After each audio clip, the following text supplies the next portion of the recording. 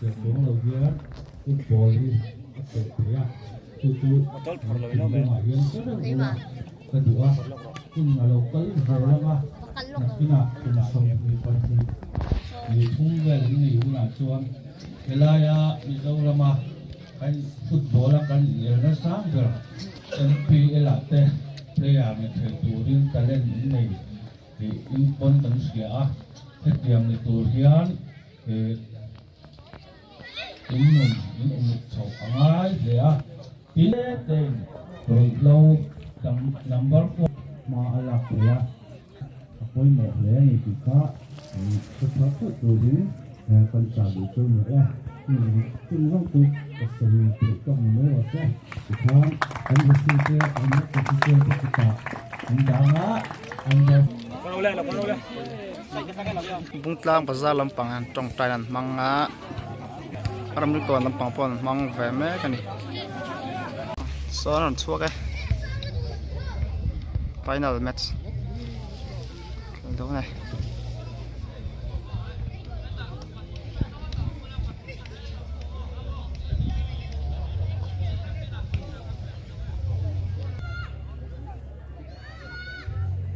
phần trapตัวนี้อะไรนี่ที่ungu rồiส่วน first free so cái có không có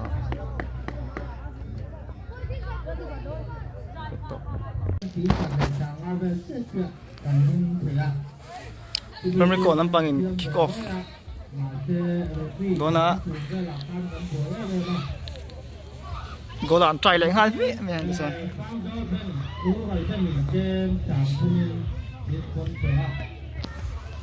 Premier League lampangin kick off này dona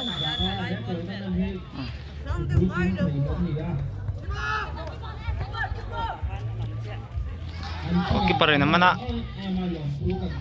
left Mbappe ya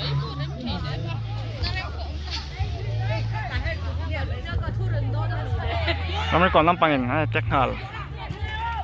kapten Avan nat em confil tu no pang confil tu sini terlalu deh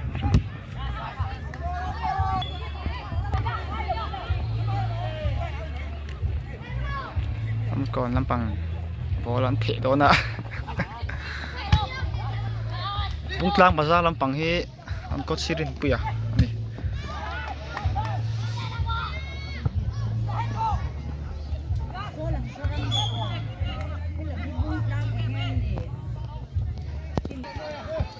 bung tlang lampang ini teka maju American defend lampang yang laut dang vele oh time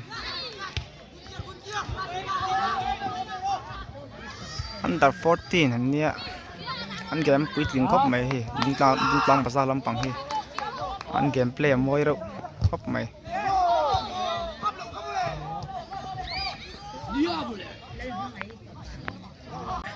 ha anh cho em té unda mà mga zombie thắc lâu tiếng tụt gan nhìn khét chuan Ini kon lampang sunzom zela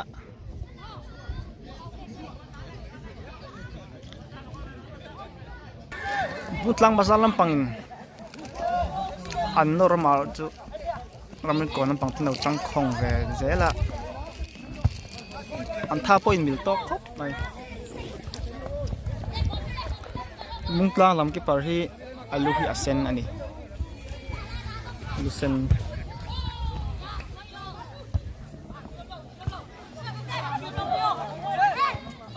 akan try ram kon lampang jam lo tu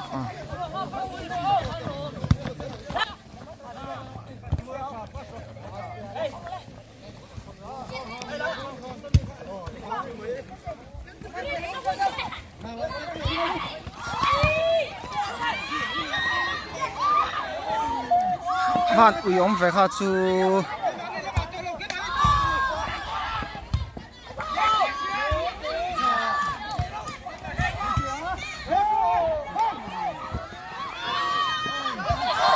offside lâu phơ vợ mấy là yên hay offside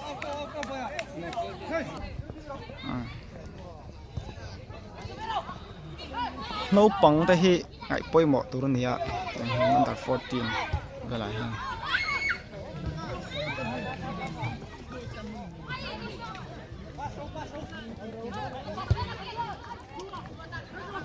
bung tlang bazaar lam pang te bola in pass thei view amaro chu an tang lei thei chung big lo ni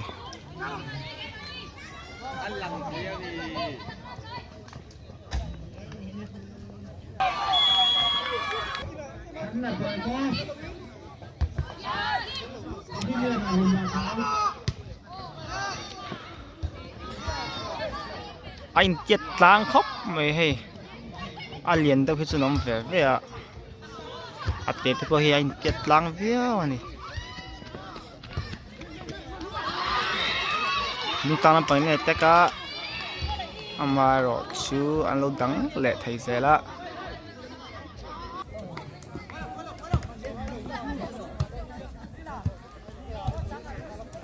tao làm bằng rồi là quá còn còn làm bằng này tất cả nó lại còn nào về đâu thế cả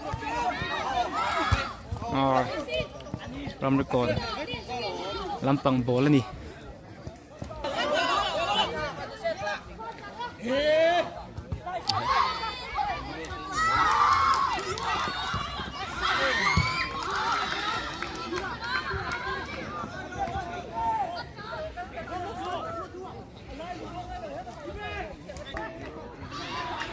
bung tlang làm bằng te kan soi lẹ chuyện nắng ăn game mà môi khóc mày ăn bột passing môi chuyện đấy mày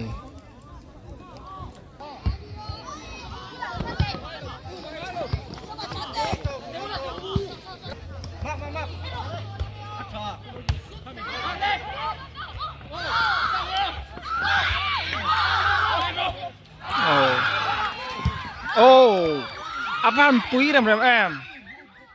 fence pon out tor mày lên leng hal bo si le ton zak mày thì phi da te boka ai nor ton chok zak mày china mu nom khóc mày pet chok về lẽ cái parin so khum chết chia pet beka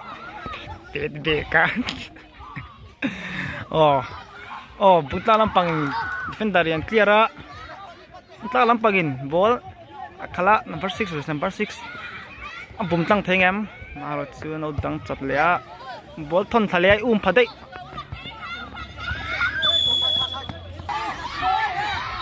a goal lo tlap mai bung tlang lampang avan ti ui om te rang em an forward te la chen noi khop mai goal hin thun ve mai thei lawa anh hiểu to cả finalist bạn nghĩ chứ anh thật lắm buổi chiều nay anh khéo tóc thấy khóc mày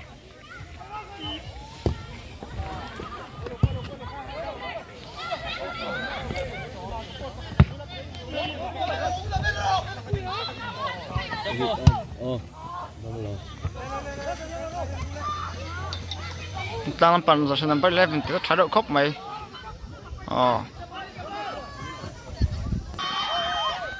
rồi còn năm bằng này tech vẽ mà rồi chứ anh chen phúc chuyện à tech harap em mày này bảo bung aram còn jersey number 11 bola thon tham mà rồi chứ keeperin lâu man mana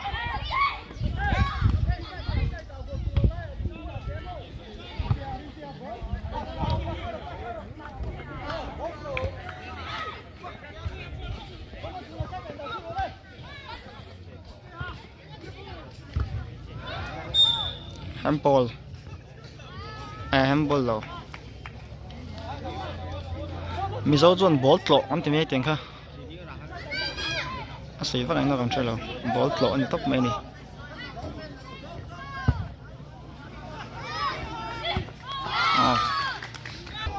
buta lampang attack chun zom ramri kon lampang attack chun zom jela maro chu ai ne to khop mai an chelo ve ni team chelo ve tak ma ni an ya under 14 a chun helai a chun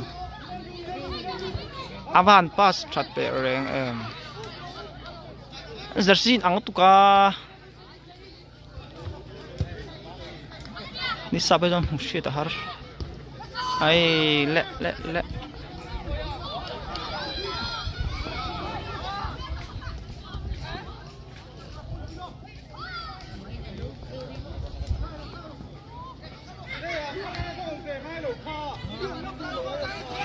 bàn free lẹ mấy không phải áp bùng mấy áp văn đặt em mà rồi chú jersey number 10 nín alo pet khát man anh ngoài hiền golden hun chú bung tlang bazaar 0 nín bangzol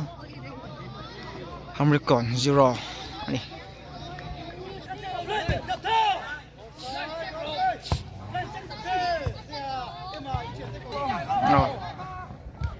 tlang pasal pan pet ve zok thana afan pet thamai me em kha chu across chawa maro chu an thleng man lo ni kal pai ne taka avan pass thamai mai ve kha chu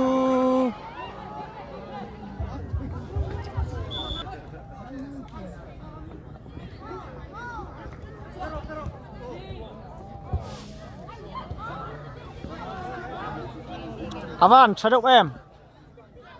jersey number 3 ram kon lampang atena wanga ball chu thiam re khop mai number 3 te so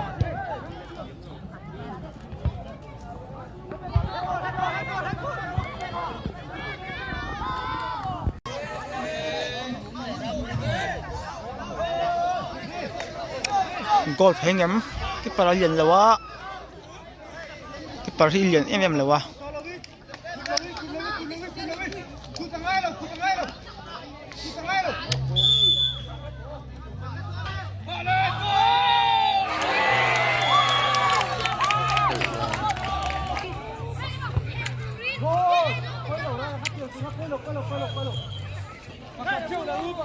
Dalam kami kolam pangin kondaran kita na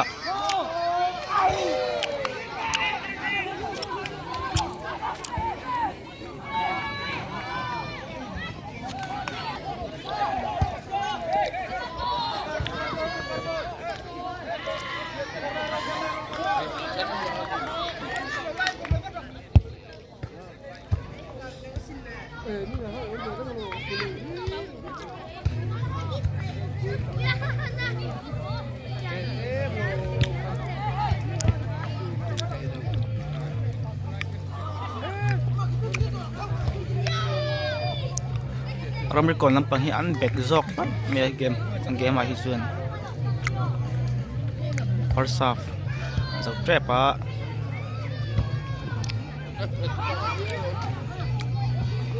ramai kon lampang te tran deuh lek kan ngai ni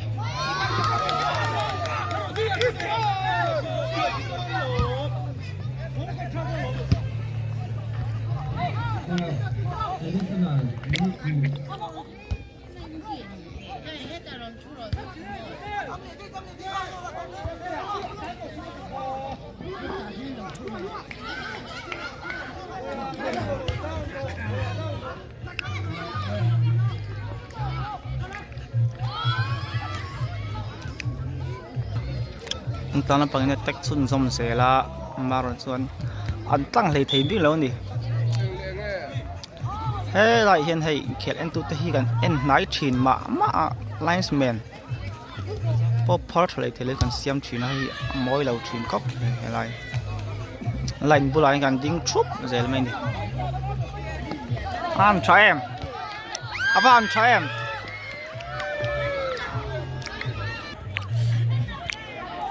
Sado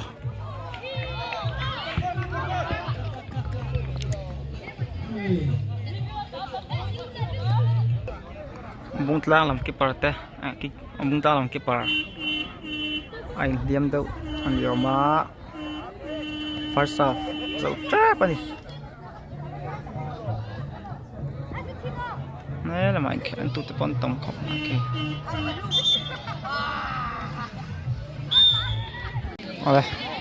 second half đón chia bung tlang bazar lampang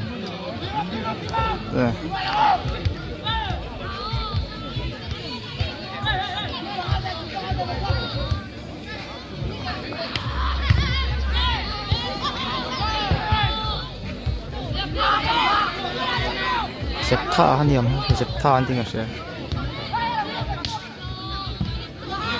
số là số hình liam mà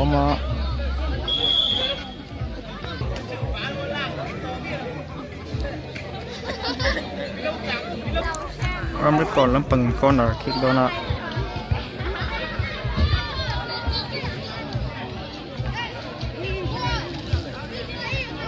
goal thấy ngắm vàng goal tự phải không chứ handball tất mấy tang bung tlang bazar under 14 ni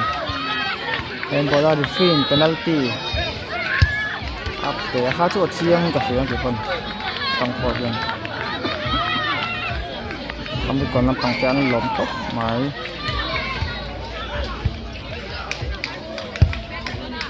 number 8 nạp cái đó đi không biết còn cặp tên number 8 tôi là em tôi nè tên tôi nó dính các vợ mày ạ parpol lam zak ate dona kan amri ko nam pangte wa nan ya bungtlang bazar 0 ni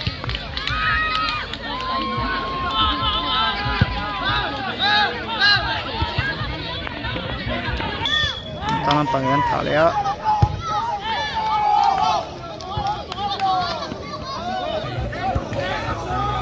tangan pangte chan ngai avan bola van thiam em kha chu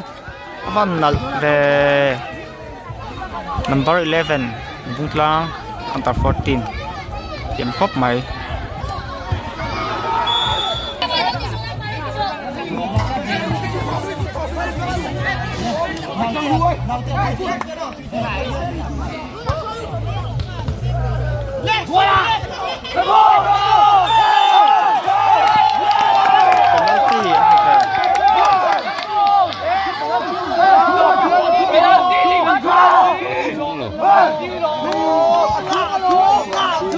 xuống lâu chết này phát sinh van tiêu về penalty ako lang em Bungtlang Bazar captain terus number 9 atok tiêu mấy xia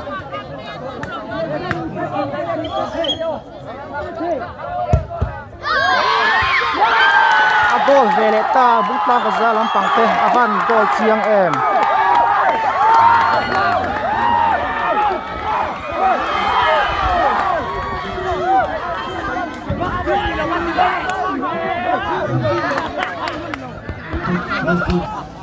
American lampang corner wah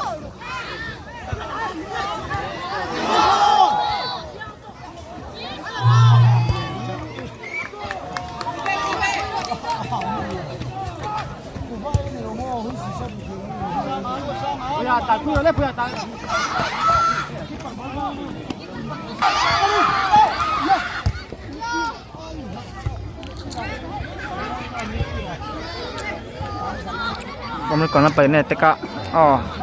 nằm bắt thì số thảo được có vậy sao game mà đứt lát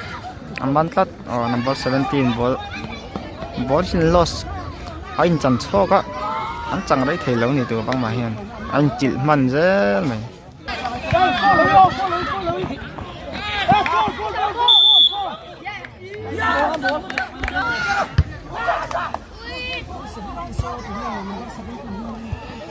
ham pan rồi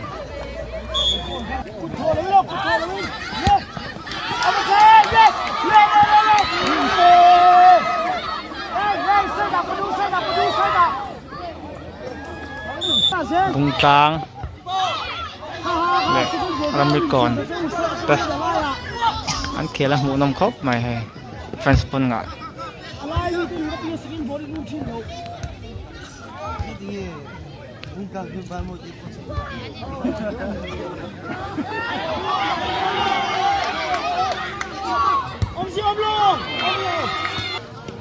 bung tlang bazar tin tek zo kai cho phaya handball achu a handball chiang khop mai kha chin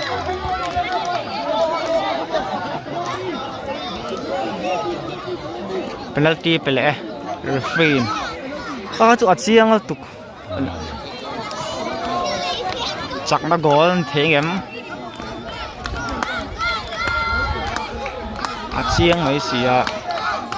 an captain an ding suak le a kết soi về thể thao này anh gọi là em bung tlang bazaar Lampang penalty pedon này anh gọi ta Tikhanin bung tlang bazaar under 14 chu ania Ramrikon Lampang hi one anh đi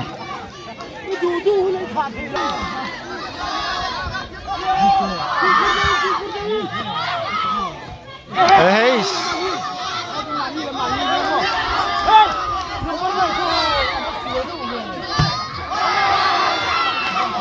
kìa mũ nông khóc mày sao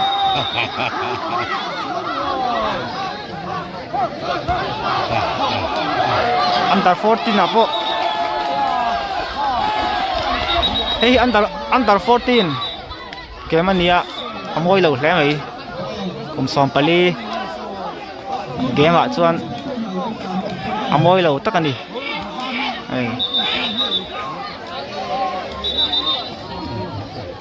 under 14 goal football ạ chuan amoy lâu ấy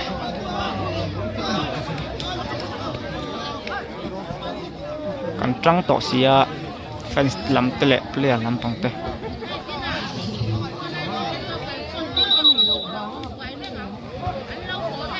game nung leng hal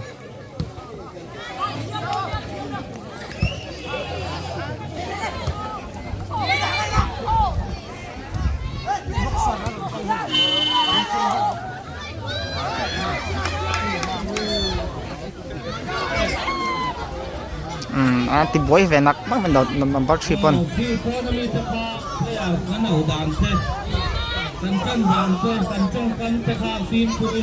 asai chu dik che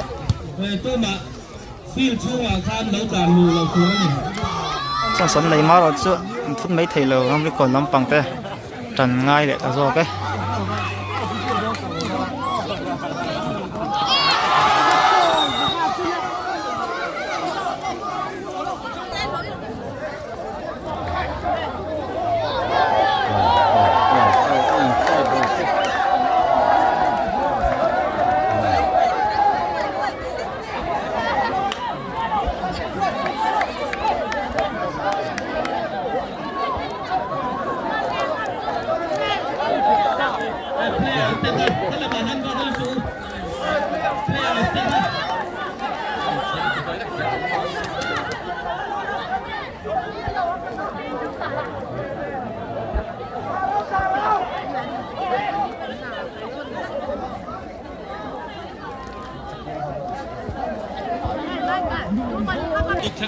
in kheli kan en thiam lo thina kan tran zong te hi kan tran lor rengata abik lo ani si sau te chu in khel kan en thiam lo em line bul te a hin kan chu thina hai tian line bul a hin kan chu thina ni hai a thalo khop mai yang het yang fil pon thau ruak in ti boy hi chu pai bo hi thak mai no pang te in khel ten nia nghe anh chèn hít thở lâu đi nấu bằng cái tam pot thì sẽ là wa under 14 rồi cần nấu té cần pha té pot như anh khel em tôi cần kala mỗi từ cái anh khel chẳng đi là free là tiếng ai hiền sira lâu in ti boy tok té lâu sẽ là đi cần đi cái sợi tòng khan so nói hay con là kick dona player te bo space lấy thề lại bên son in khe son en nai china hi chu adik lo ani zir kan ngai in khel en te hi kan thiam lo ani so a tho top don ni ome a kick to chunga in siam rema son lo kian sak saka kick ta a goal le ta Bazaar lampang jersey number 9 an captain ani awa han cho em Bazaar lampang dikhan chi wanin Bazaar ma an floi ta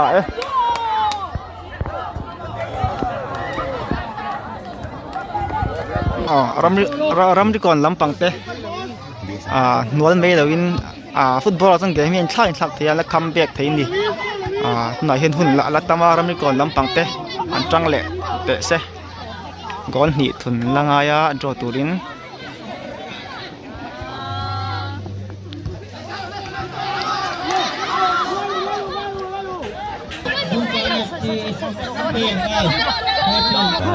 Fareu tu number sheet ko wa zam lo siamo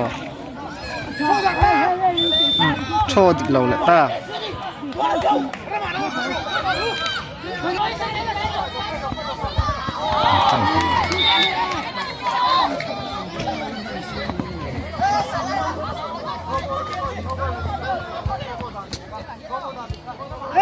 sai da hi kai ti sai da lo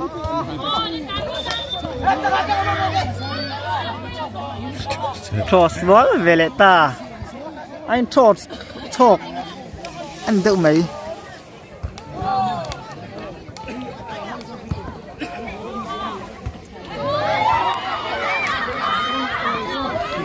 mới còn nó bằng cái chuẩn ngay khóc mấy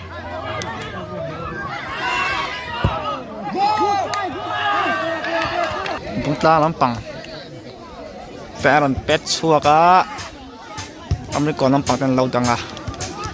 number 19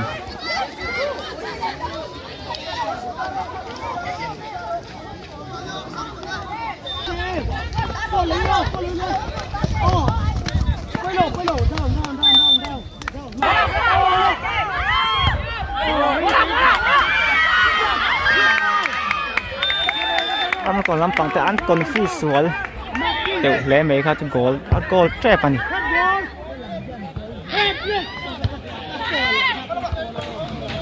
klang number 3 so pate so achale khop mai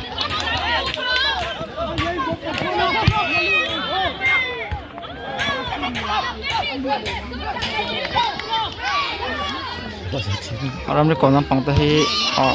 changan ngai ani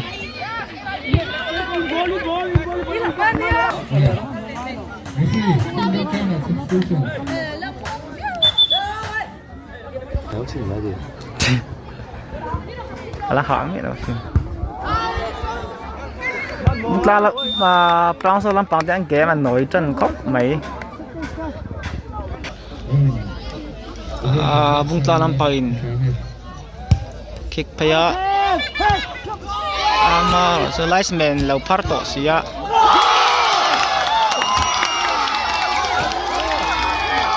linesman kha chu linesman ne lau apart doni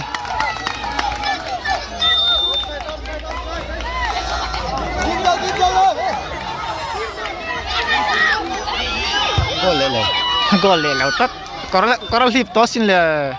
tikan Bungtlang Bazaar under 14-10 10 champion ta gol thum gol khatin Bungtlang Bazaar 10 champion ta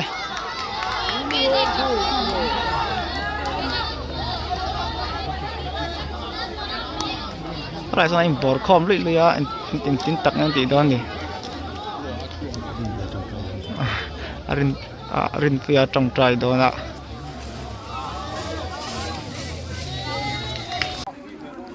rồi về ulau về cái su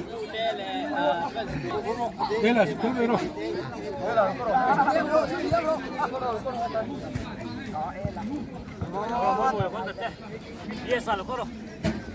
Hotel về đủ lâu mi